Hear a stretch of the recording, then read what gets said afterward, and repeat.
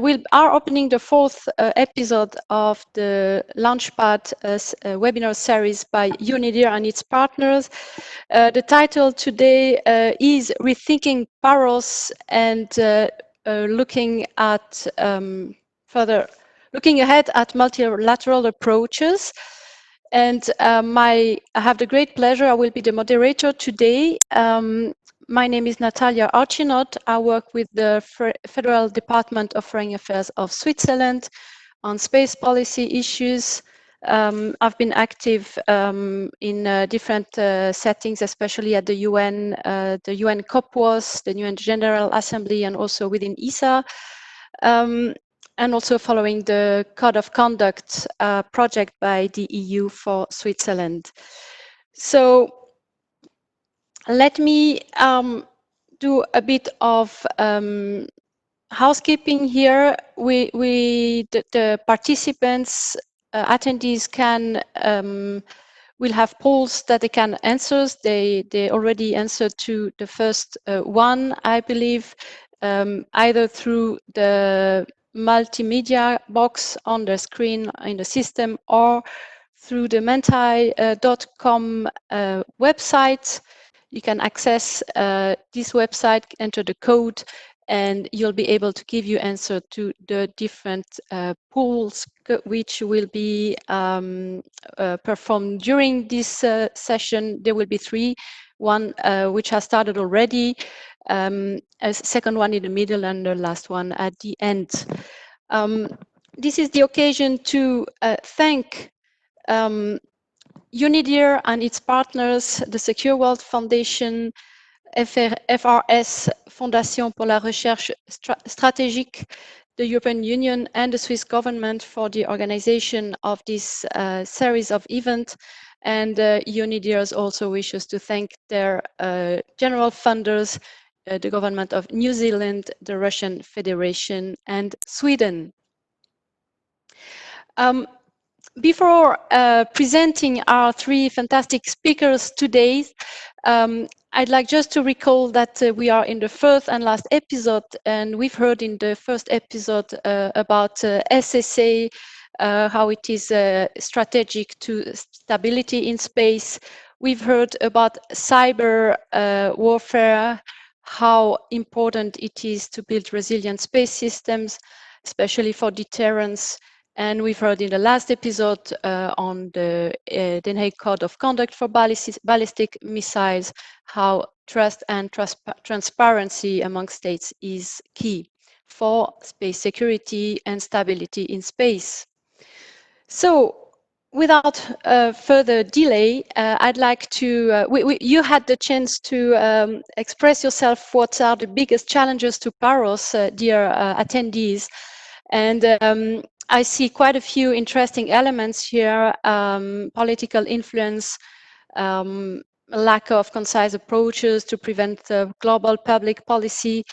Well, I'm thrilled by the discussions we'll hear among these three fantastic speakers. And without further delay, I will introduce the first of them, Ben Silverstein. Ben is a fellow with the Pacific Northwest National Laboratory. He works in Washington, D.C.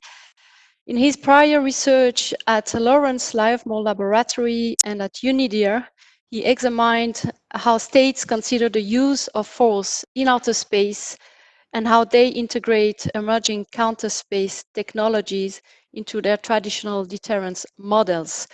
I understand Ben is the co-author of a new study together with Daniel Porras, our second speaker, which is precisely on the topic of this episode of this webinar, Rethinking PAROS and the Way Ahead.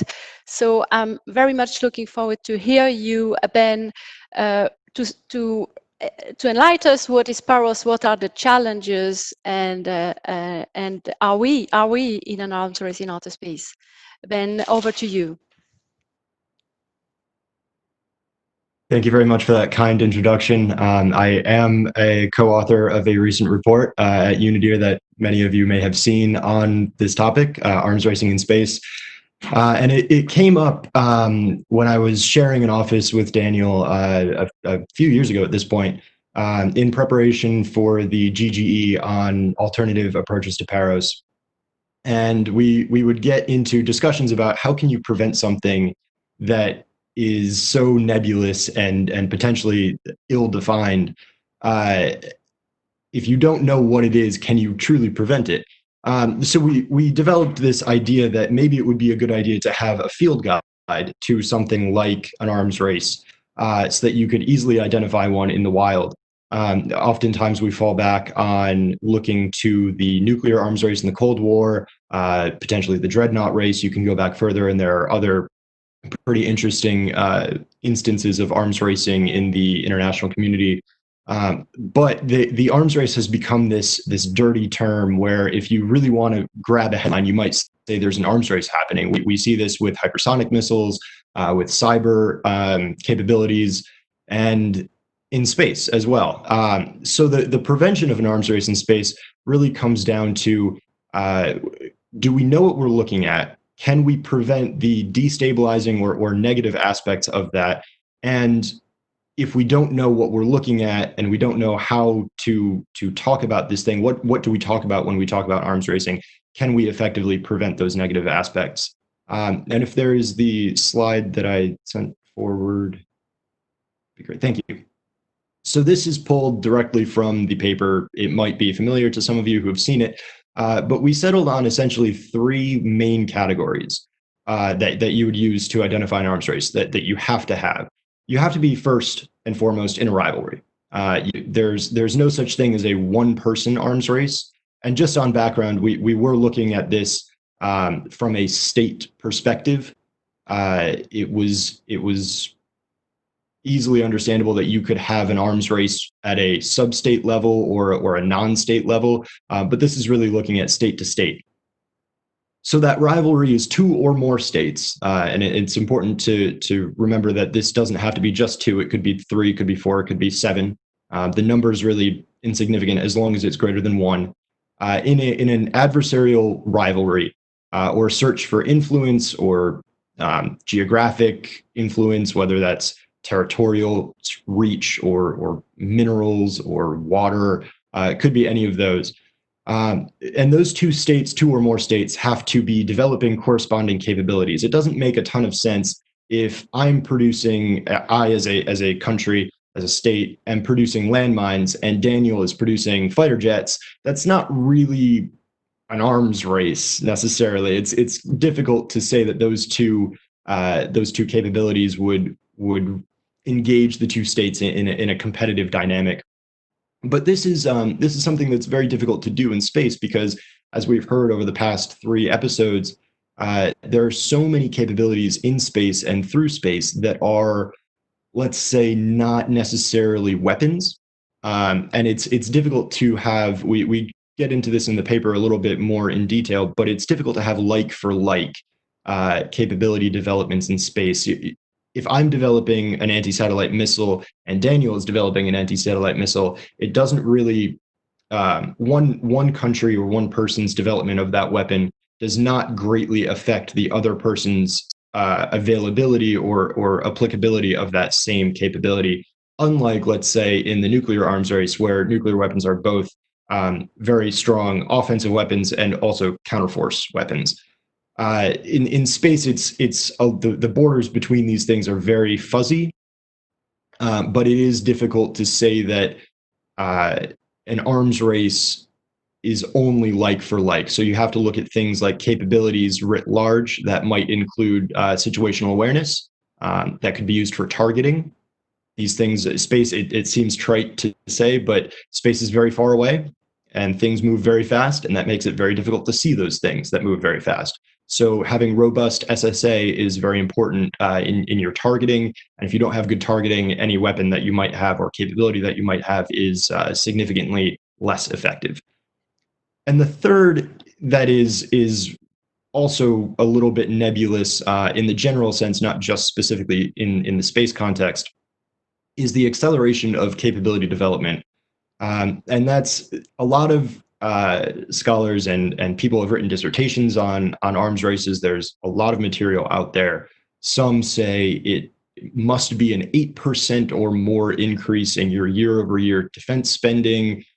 Some people have other pretty hard and fast and firm metrics.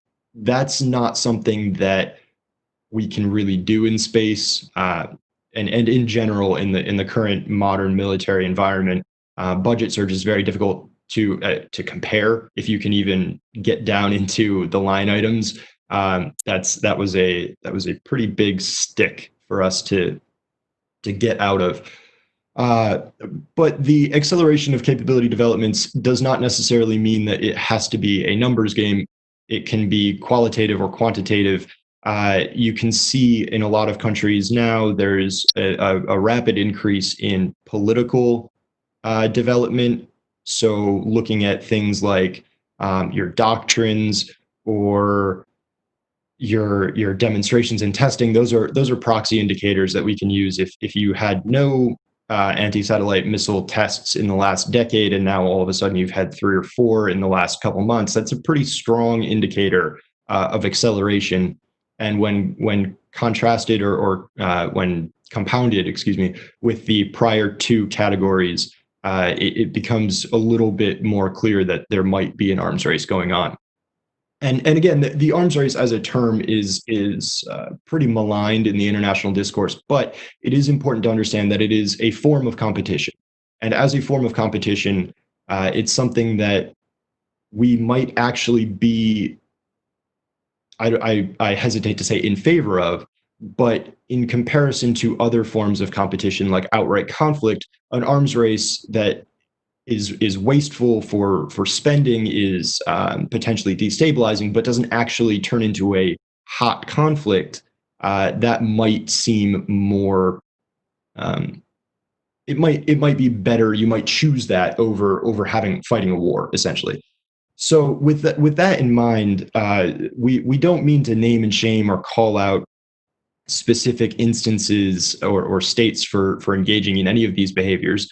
But we can see in space that there are some of these indicators are, you can positively identify that there are rivalries in space. Space has pretty much always been, since we've gone in the mid 60s, since we started engaging in a 2-state race in space. There's the space race. It's a rivalry.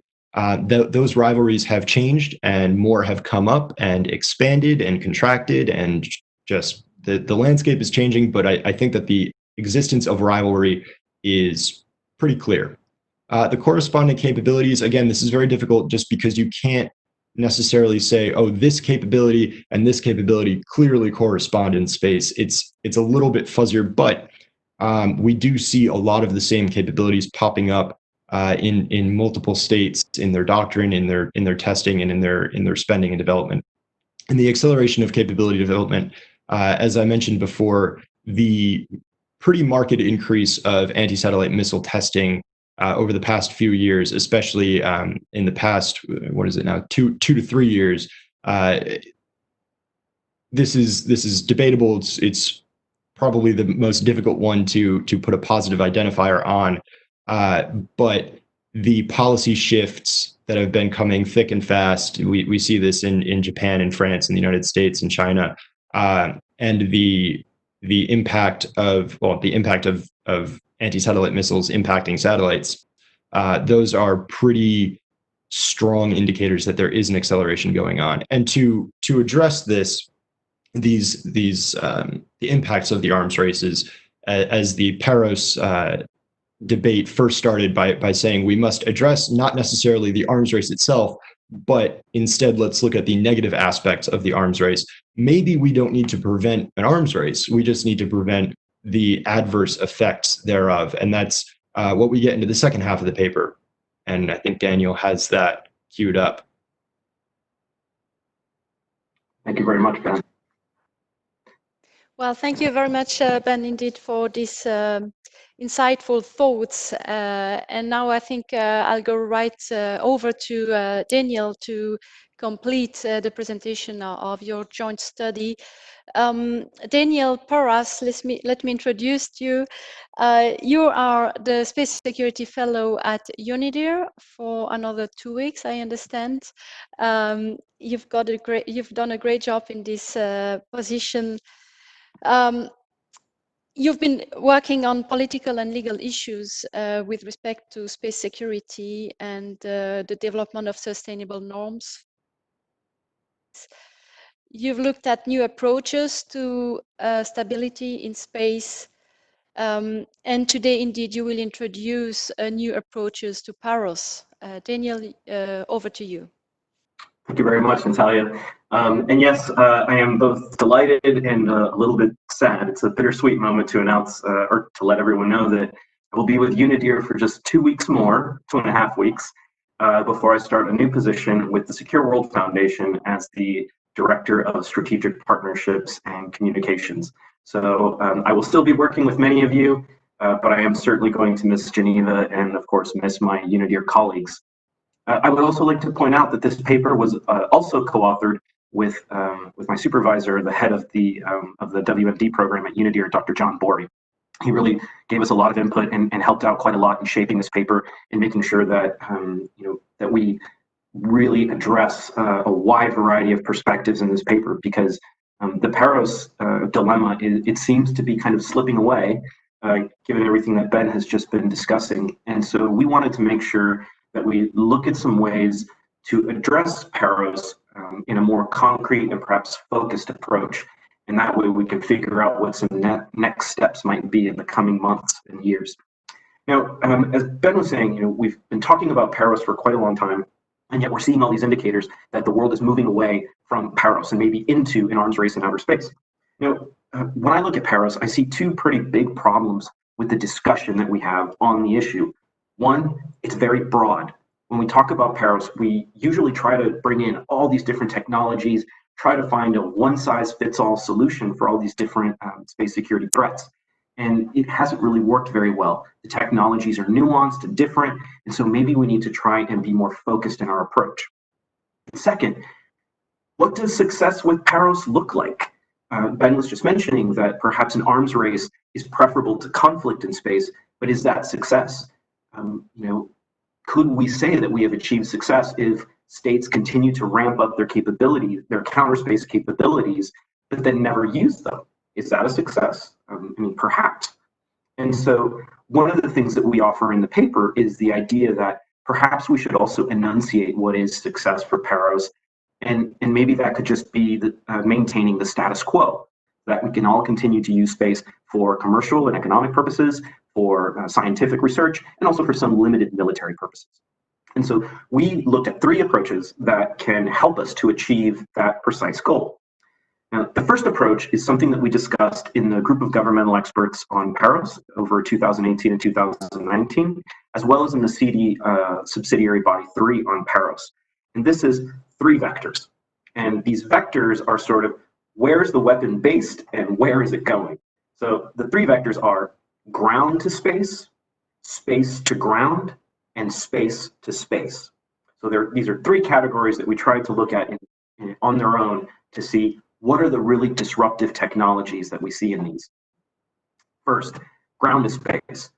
There are ASAT missiles out there, there's jamming capabilities, there's high energy lasers, lots of different capabilities, but the most concerning, the one that folks really seem to identify as the potentially most destabilizing, is anti-satellite missiles. So missiles going from the ground, hitting objects in space, and creating a lot of debris.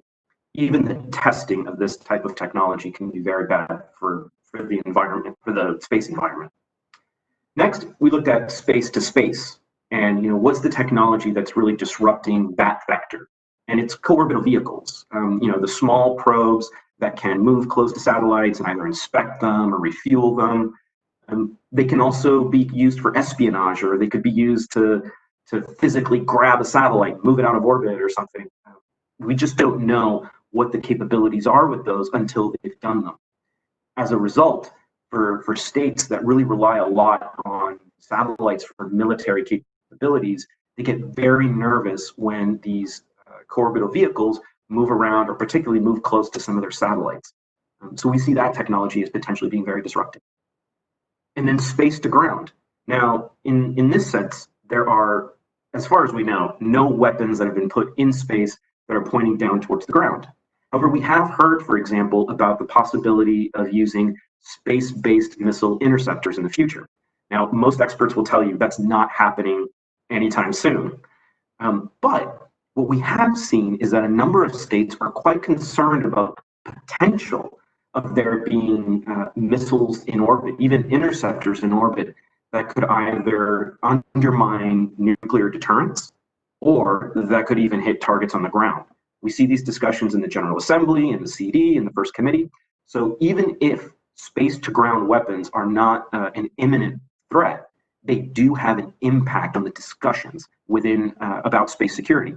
So they still need to be taken into account.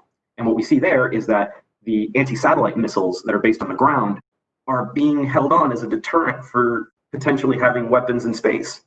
So maybe we can't separate those two. That might need to be a discussion that has to be had together. And that actually comes into even more prominent view in the second approach, which is looking at counter space capabilities in terms of threats to space systems and threats from space systems. Now, if you look at the statements that states make in the UN and in the Conference on Disarmament, it often the Western countries will often talk about threats to satellites, threats to their space capabilities. Whereas a lot of other countries, they'll bring that up as well, but they also talk about the threats coming from space systems. Now, space capabilities, satellites, are an integral part of many militaries, and they project force all over the world. But as the technology gets better, some of that force is also going to become much more prominent. One area where we have seen that there's a threat from a space system is actually in the area of strategic stability. The United States is now talking about deploying new advanced space-based sensors in orbit in order to provide early warning detection systems for any any missiles that might be coming towards the United States. When you combine that with the policy shift that the United States recently took in developing missile defense, not just for rogue states, but also for other major nuclear powers like Russia and China, the development of space-based missile defense becomes a potential has a potential destabilizing effect on the current balance that we have between the major nuclear powers. So it's, again, very difficult to talk about anti-satellite weapons that some states would see as being necessary in order to counter the development of space-based systems that undermine or undercut nuclear deterrence. Essentially, you can't talk about taking away the guns if you don't talk about also taking away the shields. And unfortunately, given the political situation right now, that discussion is probably going to have to be much more intimate. And finally, the third approach we looked at was just destructiveness. And this is something we discussed a lot in the GG on PAROS as well. We put the destructive capabilities of counter space on all the different types that we have on a spectrum. On the left side, we had jamming, and on the right side, we had nuclear explosions in space. And while we couldn't necessarily come to any agreement on, what is an attack or when does something become the use of force in space, we did see that the destructive capability of anti-satellite missiles really brought a lot of concerns to folks because of the debris. The idea that this debris is just going to be turning around and could potentially hit other satellites. So there, from the destructiveness perspective, it's almost an environmental perspective, it becomes very clear that what people are worried about is satellites getting blown up, particularly during development, not even in an actual conflict. So those were the three approaches that we looked at, and we thought that it highlighted a number of focused sort of tools that we could use to talk about outer space security, and maybe come up with some measures that would actually have a concrete effect. Now, we know that there is going to be more activity in the UN later this year. We've been hearing from a number of sources, for example, that some states will be calling for the work of the GGE on PAROS to be continued. There was a lot of work that was done there, and so if there's another group that comes along, they can certainly continue some of the progress that was made. We'll see how that goes. And we also understand that there's another group of like-minded states who are also putting together a proposal to look at reducing threats through the development of responsible behavior. Both of these initiatives could provide a good opportunity to talk about new solutions. And we hope that our paper and our research will provide them with some good food for thought during discussions. So I'll stop there as well and hand it over to Natalia. Well, thank you very much, Daniel, for your analysis and your proposal together with Ben and John. And so if I summarize, you developed the indicators to measure whether there is an arms race in space. And your conclusion is that there are presently indeed indicators that currently we are ongoing an arms race in outer space. Then next steps is what you developed, Daniel, is avenues to go around the blockade on PAROS discussions in the multilateral fora, and how to make progress to by maybe step-by-step approach to make progress without maybe just having the ultimate goal of preventing arms to be placed in outer space, but with the overall goal to ensure stability in space. So now I'm very curious and thrilled and excited to discover what Kazuto will tell us in reaction to the presentation by Ben and Daniel. Kazuto, a few words of introduction on you. You are a Vice-Dean and Professor of International Politics at the Public Policy School of Hokkaido University in Japan. You have contributed drafting the basic space law of Japan, and you are active in the National Space Policy Commission of Japan in two subcommittees, one on industrial policy and the other one on space security policy. So over to you, Kazuto. Thank you, Natalia, and thank you, Ben and Daniel, for excellent presentation. My name is Kazuto Suzuki. I've been working on this space security issue for many years, and we've been working together. And I'm very glad that Daniel, Ben, and John has formulated the typology of the space weapons or space disruptive technologies, which eventually needs to focus on the frameworking of putting in these technologies into a frame of how to control within the PAROS negotiation. Couple points that I like to make during for the paper that you have already wrote. One of the issue is that whether the space race or the acceleration of the developing capabilities for disruptive technologies, can we regard this as an arms race? Because the space technology is a typical dual-use technology. The development of the civilian, very public, and even commercial activities may turn into the capabilities for disruptive technology, and that is very difficult to control because you have the very legitimate reasons for developing such technologies and accelerating their capabilities. So you can either disguise if you have the intention of developing a military capabilities, but you can disguise that this is a civilian technology. But on the other hand, for example, if you look at the on-orbital servicing or refueling the satellites, these are very commercial activities which are done by the commercial companies.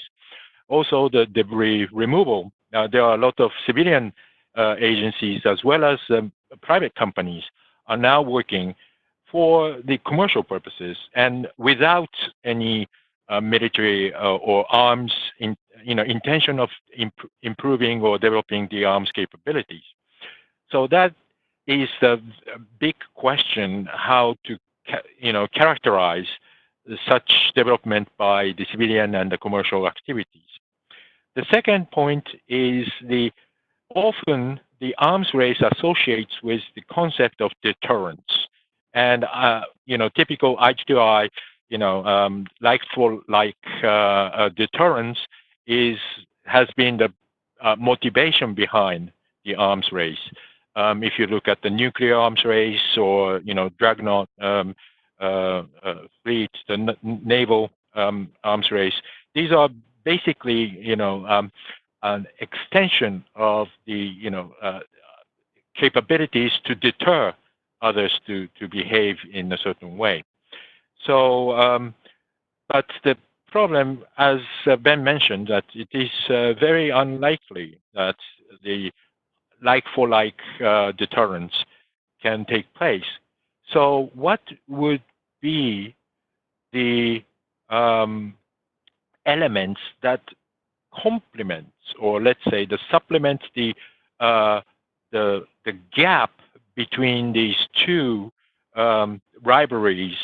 If there is a gap between these two rivals or multiple rivals having a capability gap, and then still, if these rivals promoting the arms race, how would they do, or is there any implications that these arms race in space may turn into the arms race on the ground, on the conventional arms or even the nuclear arms?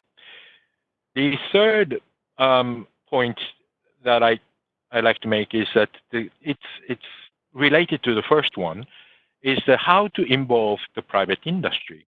Because there are a lot of private and commercial activities, such as debris removal or on-orbital services. These can be seen as one of the space-to-space disruptive technology.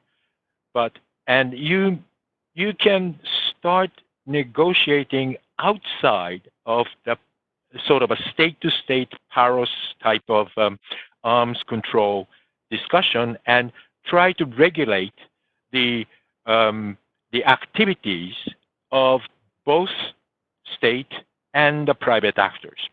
And because if you don't have such rules or the regulations, then you may not have, somehow you may have some private actors doing something wrong, and they can be accidentally involved into these disruptive technology, which may lead to the sort of an arms race. So, and also, I think the advantage of having the private or the civilian entities into this negotiation would provide more transparency and more confidence-building measures, because these commercial private entities are not intending to use those capabilities for the military purposes. Therefore, they are more enthusiastic, more committed to be more transparent and to build the confidence-building measures. These activities may build up or set up some good practices. And so if we involve the private industries and let them do their work under the surveillance or under the watch of the multiple state actors, to say, hey, this is how you being transparent, this is how you build the confidence building measures. And they may be, setting up some good practices, which eventually leads to the much facilitated discussion in Paris. So I'll stop here. Back to you, Natalia. Thank you very much, Kazuto. So I think we shall have now our second poll on the screen. That's very good. And while I'll let the audience a bit of time to give their assessment of whether they feel we are in an arms race currently or not. I like your ideas. I think, Kazuto, if I may comment, that you brought that the role of the private sector, which is indeed obviously bigger and bigger in space, and the different comments you made on that, which is indeed that the private sector is now also conducting or planning to conduct kind of activities which were the realm of states in the past, and also some kinds of new activities like on-orbit servicing or active debris removal, which obviously, as you were mentioning, are really dual use, because they can be used in an aggressive manner, and they certainly also very much contribute to the sustainability, the long-term sustainability of space activities. So it is indeed, well, I fully agree with you that such kind of activities and the private sector need to be part of the discussions, and such kind of activities need to be addressed also in correlation with security concerns in space. Yeah. But also that it's always double for me. It's also with sustainability concerns in space. Yes, I think I'll stop for my comments and look at what the audience is thinking of the arms race in outer space. Well, there seems to be a clear majority agreeing with the fact that we are currently experiencing an arms race in outer space. I got in the Q&A field by the audience a quite interesting question, asking, commenting that if there is an arms race, then there must be an end to it. So the question by this person is there, what is the end of the arms race? What would be the end of the arms race in outer space? Who of you, which one of you would be keen on replying to this question? Ben, Daniel, Kazuto. Maybe I'll take a first crack at that. Sure. I'm not sure if there ever really is an end to the arms race.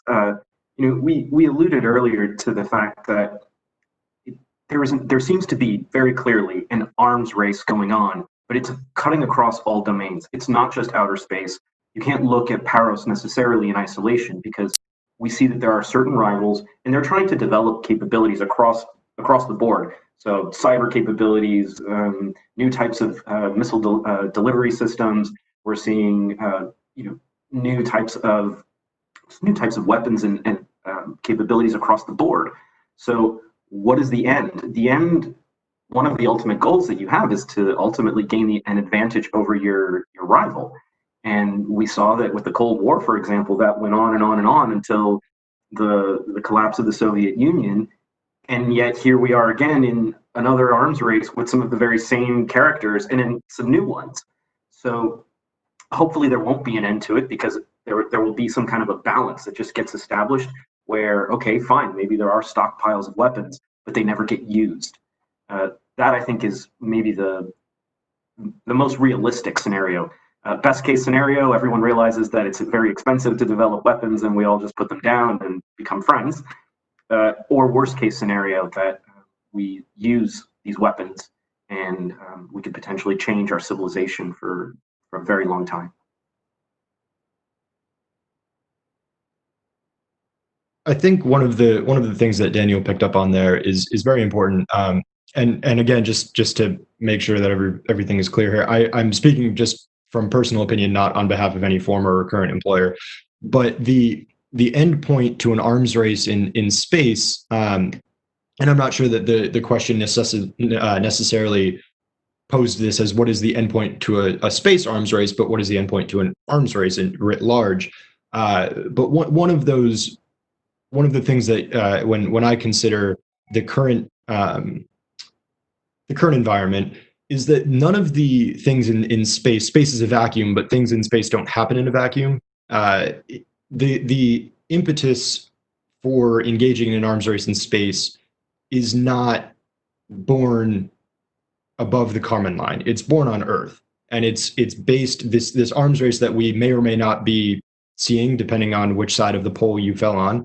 That arms race is not necessarily restricted to space. It definitely exists on the ground and is prodded forward by terrestrial tension.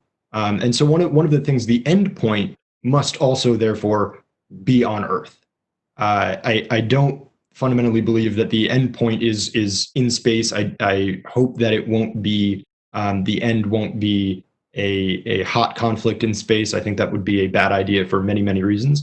But the endpoint, I think it also depends on the state that you're asking about. If you're asking about how and on background, NATO just released or announced they now have a space policy last year. They announced a few steps forward to recognize space as an operational domain.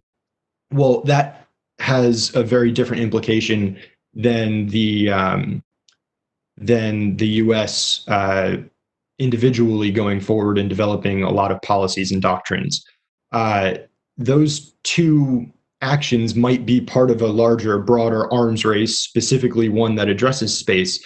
But the end goal for both of those is very different. NATO, obviously, the goal is to preserve and protect European and transatlantic stability and security.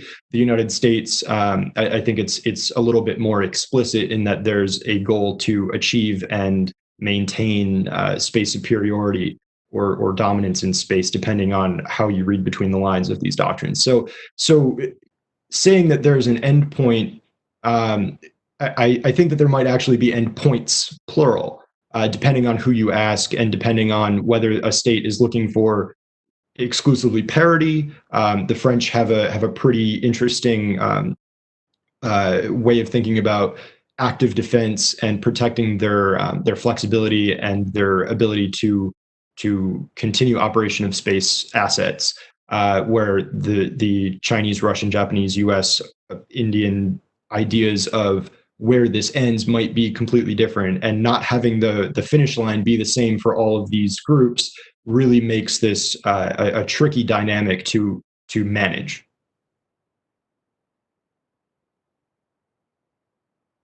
I'll just make a brief comment. I think one of the possibility is to have some sort of a negotiated outcome.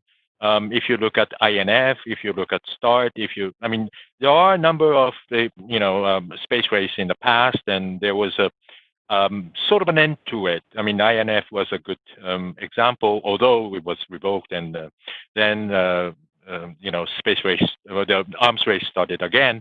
But nevertheless, that was a sort of at one point there was an end to the arms race. So I think we can have. I would say there are much potential to have the sort of a negotiated, agreed, rules-based agreement on what are the things that you can do and you cannot do in space, and make sure that you don't cross this line. So this can be an arms control, but not really the end of the arms race. But as long as you are under control, then the risk is much lower than what is happening now.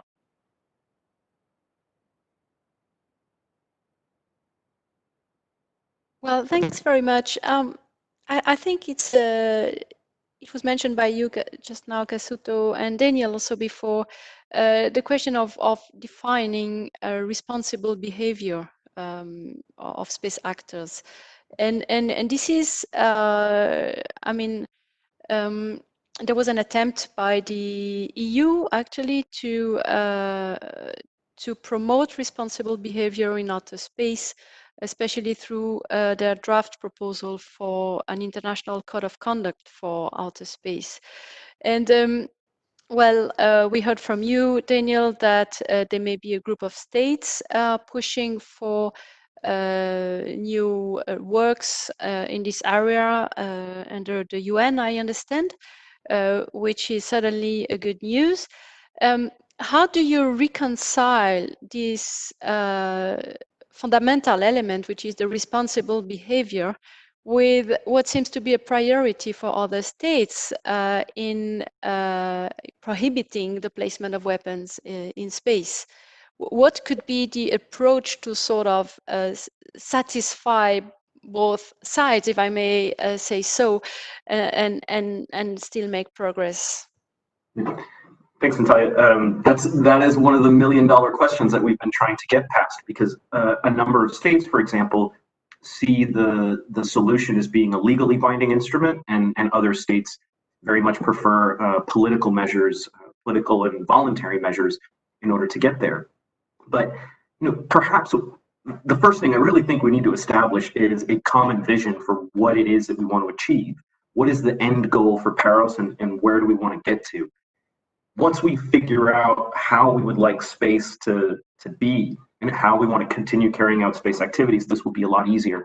But perhaps one thing that we could do is to say, okay, we have a common vision.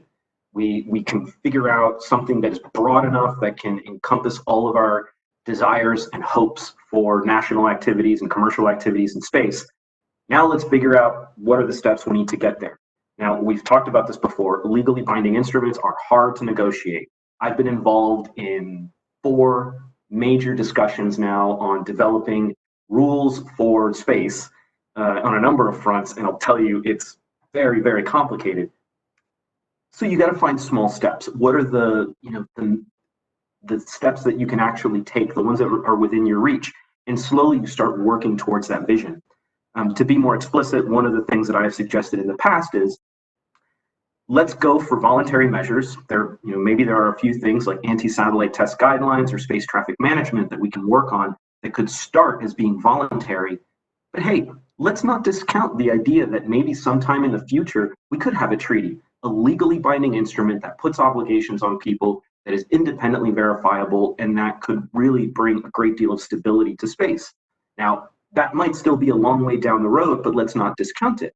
What if you put in a resolution for voluntary TCBMs a provision that something in the a little provision in the preamble that says, with a view towards creating the conditions that could eventually lead to the negotiation of a treaty on the prevention of an arms race in space. You just put it in there. You don't necessarily have to commit right this second to anything, but you're just saying, we're willing to go the distance if the conditions are right. And if we're all willing to take this first step for a voluntary measure for norms of behavior, then maybe we can continue taking more steps to eventually get down to the end of the line. But that means everyone is going to have to give a little bit on their positions. And hopefully, though, that way we can respect everyone's legal and political cultures and ultimately achieve the common vision we have. Any other view on this one? Kazuto, Ben? No? Yeah, I'll just make a quick comment. Yes, I fully agree with what Daniel said. I think one of the problem of the traditional arms control mindset is that you set up the framework and then you put it onto the all participants. That means that you are always top-down approach. And I think we need to leave this mindset and try to establish something that you voluntarily commit to do things that is unilateral and not binding, but at least contributing for the safety of the activities in space, which doesn't necessarily reflect on the security of the state, but it at least gives the sort of environment that would create a much safer environment in space. And that is a sort of a starting point, which is more bottom-up approach. So I think, you know, this is not a PAROS or CD culture, but I think the participants for those arms control people who are engaged in arms control in their lifetime may start to think in a different way, that, you know, whether it's legally binding or not, that's not going to be the sort of a starting point, but it will be the end of the whole exercise or practices. Once, you know, everyone agrees and everyone feels safe, then you can start codifying those behaviors or the practices. Thank you. Natalia, since we're talking about process and discussions on various initiatives, I just wanted to come back real quick to something that Kazuto said in his opening remarks about getting commercial actors involved. And I'm actually quite open to this as well, because in our work, one of the things we have found is, excuse me, that it's actually quite tricky to get the commercial sector to voice their opinions about space security. We've had a number of consultations with commercial actors, and really the bulk of the things that they're worried about in the future, it's not about getting attacked. They're just worried about getting into essentially satellite wrecks with, given all the new launches that are taking place. But when we try to talk about intentional activities and the possibility of them being intentionally targeted by others, I think at this point the commercial sector still feels quite hesitant to step into that realm. And so I've been looking for ways that we can encourage the commercial sector to voice their opinions, not get in trouble with the governments that, you know, under whose jurisdictions they fall, but to allow them to come forward and be more transparent about the activities that they're doing and what the intentions are behind a lot of their activities. But it's a tricky road to go down. Well, thank you. I can confirm, Daniel, it's a very tricky road. As a representative of Switzerland to COPWAS, I see the difficulty to bring the private sector's views in the debate among governments. So it's, I think it's indeed a very tricky. It is suddenly necessary to bring them in, because they are becoming actors which are more and more important in space. But actually they are not waiting, and you know it better than I do, they are not waiting for states to allow them to exchange information, exchange data, participate themselves into making the space environment or space operations more safer, at least for them. So I think this is going to remain a challenge, most certainly. I'm looking at the clock, unfortunately, and since I understand it's not because I'm in Switzerland, but from the organizers, I heard we really have to close in now 7 minutes, so at 3 o'clock. And we have another poll. Maybe we can have it on the screen to hear what the audience thinks is the most important now, or the most what could be the concrete next steps for multilateral discussions, given the different challenges we've heard from our discussion. Asset test guidelines, like the one proposed by UNIDIR, that's quite a good example. Code of conduct, discuss behaviors, as we heard, yes. Asset test guidelines. I really do feel strongly that there is a fair amount of appetite for anti-satellite test guidelines at the moment. One, because it can mitigate the amount of debris that is generated during testing, and that's something that benefits everyone, but also because it still permits the development of anti-satellite weapons, provided you just don't hit anything. The alleged Russian ASAT test that took place a couple of, well, now months ago, is a good example of they launched an ASAT and it went through space. They got the data that they needed, but they didn't hit anything. So at least from that sense, perhaps we could say that, or at least under the guidelines that we've proposed, it was responsible. Mm-hmm. Yeah, no, absolutely. It was very good proposal, Daniel, and now it's really so. I'm looking now at wrapping up, and now I will give each of you the floor for a very short comment.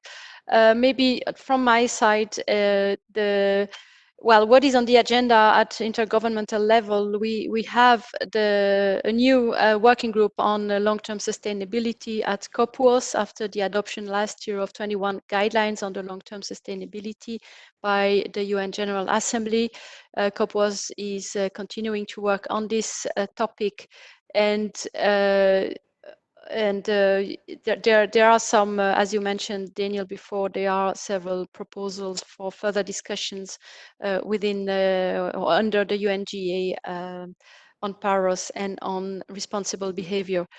So yes, now I want to give you, each of you, dear speakers, the floor for a short comment.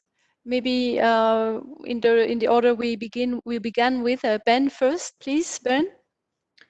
Yeah, there are a few things about the now that we're on the topic of ASAT guidelines. I think that that's a huge topic, and the paper by UNIDIR I think is a really good starting point as not only a primer but a solid set of recommendations. But there's something else that stood out in the Q&A, and it's the fact that there's sometimes a dissonance between negotiating parties or engaged parties, even if they're not negotiating, on what guidelines mean. On the one hand, you can say, like the UNIDIR paper offers, you can say low, no, or avoid debris. In that, if you are trying to test your ASATs, you should aim for no debris. If you can't do that, then low debris is the next best solution. But at the same time, guidelines could be interpreted by certain negotiating states as, let's set off a section of space to use for ASAT testing independent of the debris that you create. It's not cordoned off with ropes, but everybody would have an understanding, kind of like how we divide the radio frequency spectrum. You could divide orbits up into it's okay to test here, it's not okay to test here. So there are differences in the way that states understand things like guidelines, and I think that that's a fundamental thing that, you know, we spent a lot of time looking at how we identify an arms race. Well, maybe we should also identify how we view guidelines. So it's a fascinating topic. I think that guidelines are necessary, but I would encourage a little bit more of a broad understanding of what the term guideline could potentially mean to certain states. Thank you very much, Ben. Daniel, over to you. Sure. I think we've put out a lot of really great ideas here today, but for me, what I think the member states at the United Nations, the best thing they could do at this point is really to define success for PAROS, to try and get a common vision of what is the goal, where are we trying to get to, and then start working out how to get there. We might be surprised that we do not all share a common vision for what space and space activities should be in the future, but maybe that's something that we need to discuss now at an early stage before we start trying to craft rules that might not necessarily work. Also, since this is going to be the last time I'm speaking in my role, I just want to thank everyone who I've engaged with over the last 2.5 years at UNIDIR.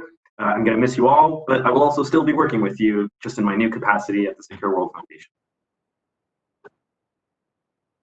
Thank you very much, Daniel. We look forward to continuing working with you. Kazuto, please. Right. Yes, the ASAT guidelines seems to be very interesting, but well, these guidelines need to be assured by the practices, and I don't want to see a lot of ASAT taking, happening here and there, but at least I think the gradual number of the ASAT practices will set up and consolidate the guidelines, and what are the do's and don'ts of the guidelines, how to interpret the guidelines. I think at the end of the day, these kind of things requires the practices and also the practices of the commercial actors and the new space actors from the emerging countries. So I'm not too pessimistic about the future, but there will be if people have conscious and try to use space as safe as possible, then future may be bright. Thank you very much, Kazuto, for these last words, which give us hope. And let's take them all with us, and let's work on that. I will close this last episode with great pleasure after this exciting discussion. Thank you very much, the three of you and every attendee for following us from anywhere around the world. This closed a brilliant session, Launchpad series organized by UNIDIR and their partner, Secure World Foundation, Fondation pour la Recherche Stratégique, the European Union and the Swiss government, which, by the way, supported this precise study on the subject we've heard today. So also a special thank to Laetitia Zarkan from UNIDIR for her tremendous work at the background to make this happen. Thanks very much. And all other people that I happened to meet in a remote manner and realize how many there are to make such an event possible. So thank you very much to all of you. Thank you to UNIDIR for the kind invitation to moderate this event, and I wish you all a good day, end of the day, and a good health to everyone. Looking forward to meeting you around the world. Bye bye, everyone. Thank you.